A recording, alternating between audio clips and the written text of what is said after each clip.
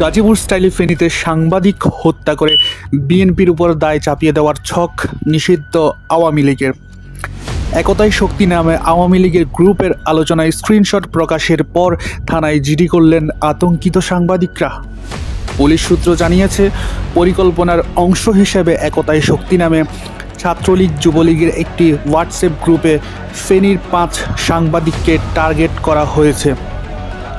এদের মধ্যে দৈনিক নয়া দিগন্তের জেলা প্রতিনিধি মোহাম্মদ শাহাদাত হোসেন, যমুনা টিভির স্টাফ রিপোর্টার আরিফুর রহমান, দৈনিক ফেনীর সময়ের প্রধান প্রতিবেদক আরিফ আজম, এখন টিভির ফেনী প্রতিনিধি সোলাইমান হাজারি ডালিম ও এনটিভির অনলাইন রিপোর্টার জাহিদুল ইসলাম রাজন রয়েছেন। সাধারণ ডায়েরিতে উল্লেখ করা হয়, 8 আগস্ট শুক্রবার দিবাগত রাতে বিভিন্ন মাধ্যমে জানতে পারি যে একতাই শক্তি নামে একটি হোয়াটসঅ্যাপ গ্রুপে কতিপয় ব্যক্তি কয়েকজন সাংবাদিকদের উপর হামলার পরিকল্পনা করছে।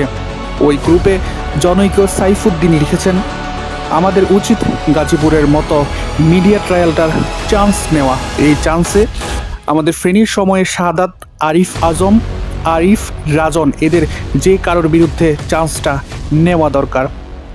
এখন বিএসএল নিয়ে আসবে না, সব বিএনপির উপর যাবে। শাহিদ অভিনবে অপর একজন লিখেছেন, এই আরিফ আজম ও শাহাদাত হোসেনদের 5-8 তো আমাদের নেতারা। এই আরিফ আজম আমাদের ফেনী কলেজের সামনে নোবেলদের মিছিলের ছবি প্রকাশ করেছে, সবাইকে চিহ্নিত করতে সাহায্য করেছে। তার ও সম্পাদক শাহাদাতের 10 বছর পর হলেও ছাড় নেই, মাটির যত নিচে থাকুক তুলে নিয়ে আসবো।